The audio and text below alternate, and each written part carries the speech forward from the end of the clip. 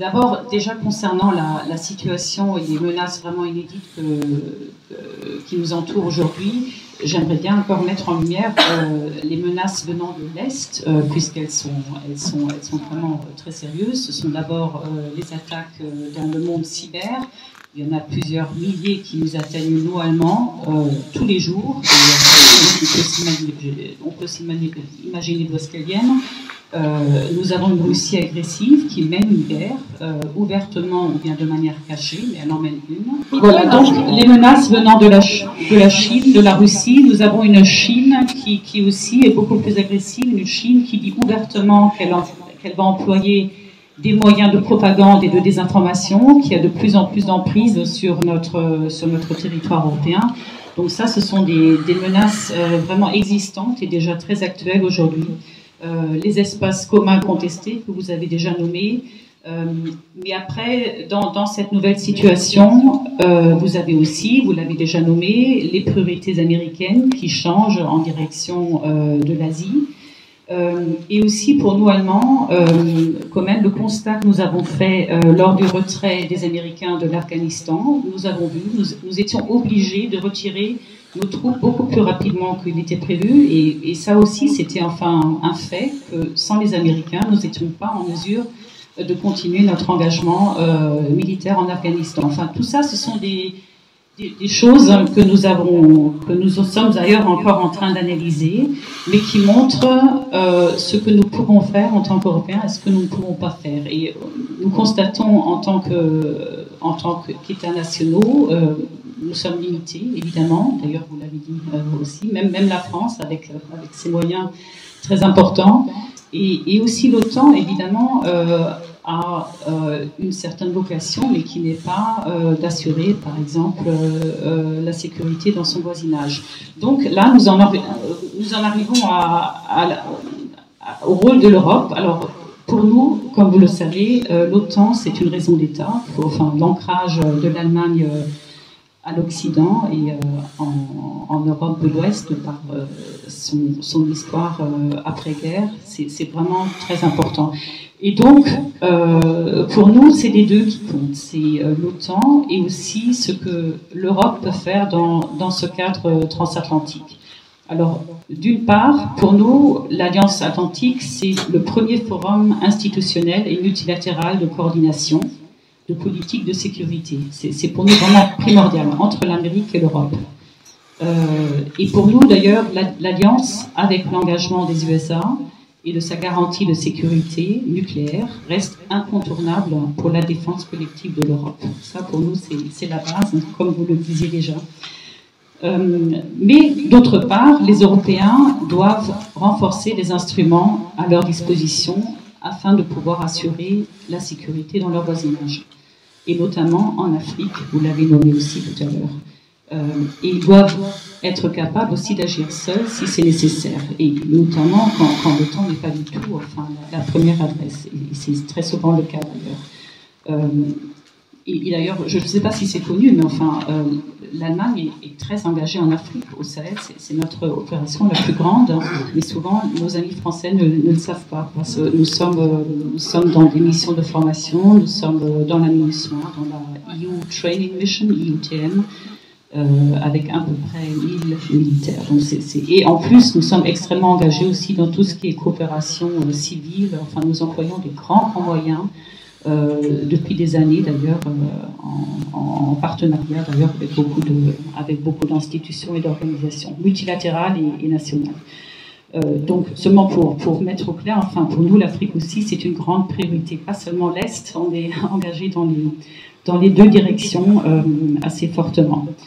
Maintenant, en ce qui concerne l'Europe de la défense, nous avons déjà beaucoup progressé. Et je l'appelle l'Europe de la défense et non l'armée européenne, mais ça j'y viendrai tout à l'heure. Et d'ailleurs, et on en a parlé déjà lors des questions, grâce aux initiatives franco-allemandes. Ce qui est vraiment important, c'est que l'Europe se donne les capacités à agir. Et ça va justement par ces programmes capacitaires de projets industriels européens.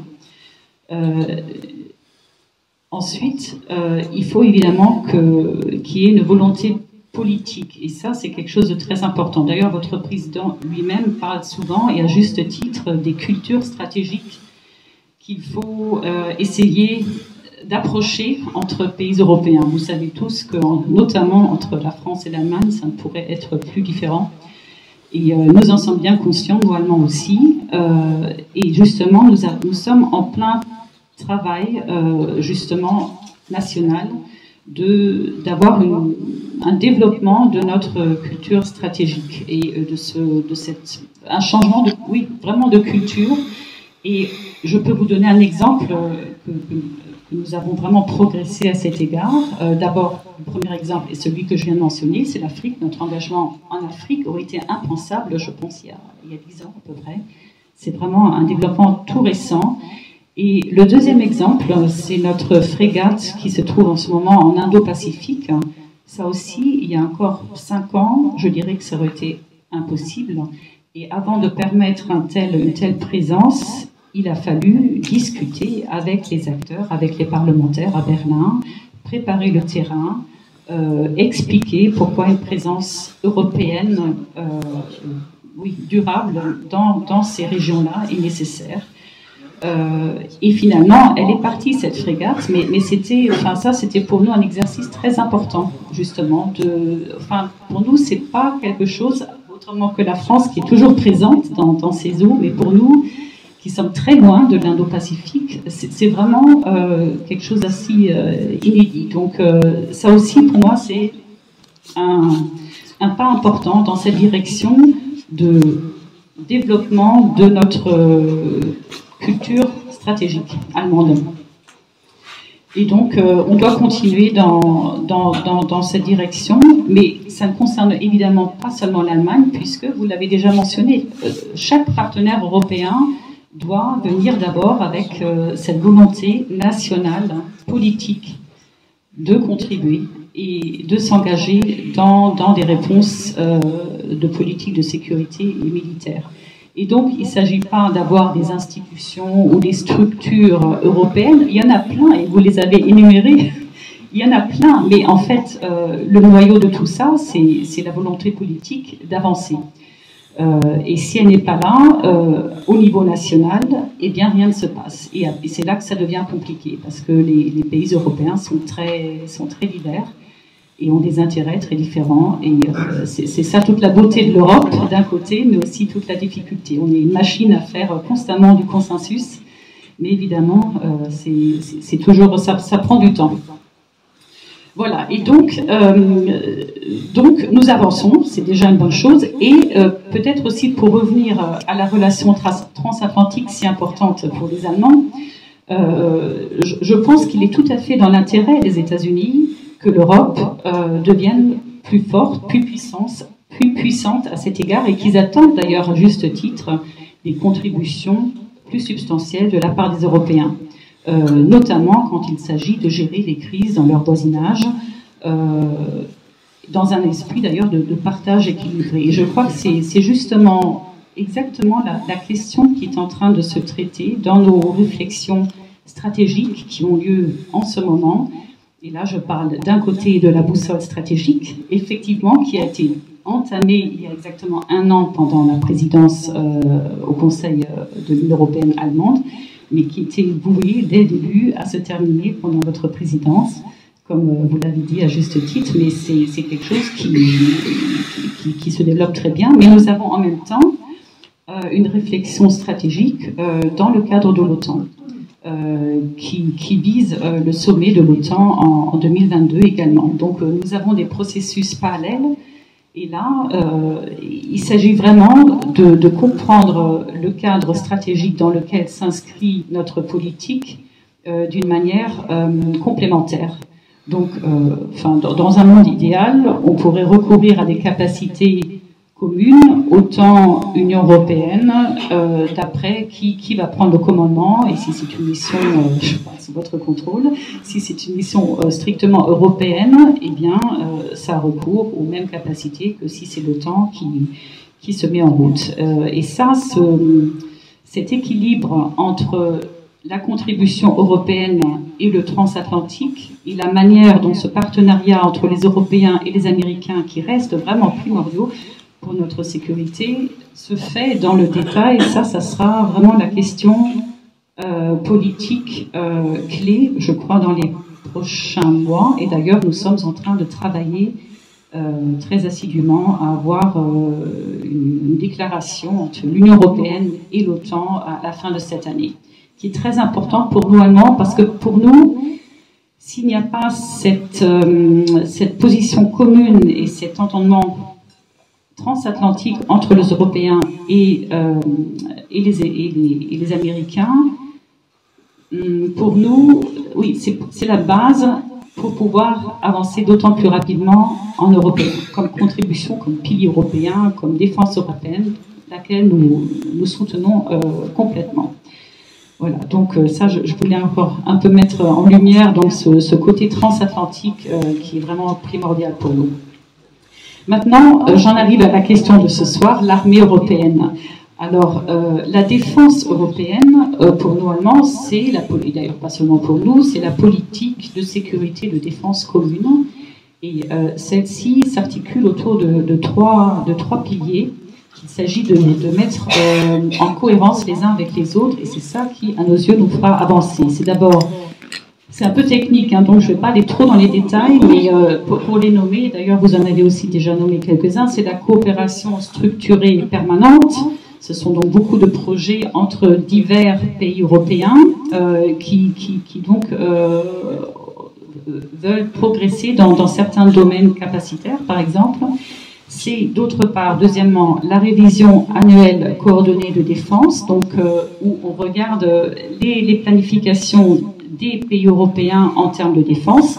Et c'est troisièmement le fonds de défense européen, donc qui va donner des moyens pour des projets de partenaires européens. Et si on prend ça ensemble, comme, globalement, on a quand même des outils qui sont très bons à nos yeux pour avoir de plus en plus de rapprochement dans notre politique de défense, dans nos projets capacitaires, et aussi évidemment dans nos priorités politiques. Et ça, pour nous, c'est le cœur de la défense européenne. Et la fameuse boussole que nous appelons Strategischer Kompass, donc il y a aussi un mot allemand, et je suppose, le mot anglais, je ne l'ai encore jamais lu, à vrai dire, mais ça sera la boussole en anglais. Ça, c'est un document pour nous, effectivement, stratégiquement extrêmement important, parce que justement, il va rapprocher les cultures stratégiques des pays européens, car nous nous mettons d'accord, premièrement, sur les menaces qui nous occupent, mais aussi sur le cadre stratégique. Et là, pour nous, Allemands, il est extrêmement important d'avoir dans ce document des positions réalistes. Ça veut dire, parce que justement, on a créé tant de choses que vous avez énumérées au début, mais en fait, qui ne sont pas vraiment des outils, du moins souvent, ne sont pas des outils qu'on va mettre en opérationnel. Ils sont là, ils sont très beaux, comme la brigade franco-allemande, c'est très beau, mais en fait, il n'y a pas d'opération commune sous votre contrôle. Et donc, c'est important maintenant d'avancer, parce que puisque les menaces sont si actuelles et si grandes, et ont changé, et sont devenues vraiment inouïes, on ne peut plus se permettre de politique symbolique. Il faut vraiment avancer d'une manière très réaliste en tant qu'Européens. Et c'est pour ça que ce document de la boussole stratégique doit vraiment délivrer des buts réalistes à atteindre. Et donc, il faut faire attention quand on parle de forces d'intervention européenne, etc. Il faut faire attention que ce qu'on avance là-dedans, ça sera vraiment quelque chose qui se fera, parce que sinon, nous allons perdre notre crédibilité. Et ça, on n'en a vraiment pas besoin maintenant. Donc, c'est important. Et d'ailleurs, peut-être pour donner un exemple pour le côté politique réaliste, et là, peut-être qu'il y a un désaccord, mais vous me le direz, parlant de la région Indo-Pacifique. Avoir une présence maritime, oui, c'est important et nous y contribuons. Mais pouvons-nous, en termes de défense, faire réellement plus en tant qu'Européens? Je pose la question puisque déjà dans notre voisinage, c'est un défi. Déjà dans notre voisinage, il nous manque des capacités, puisque nous avons vu que nous avons besoin des Américains, même en Afrique.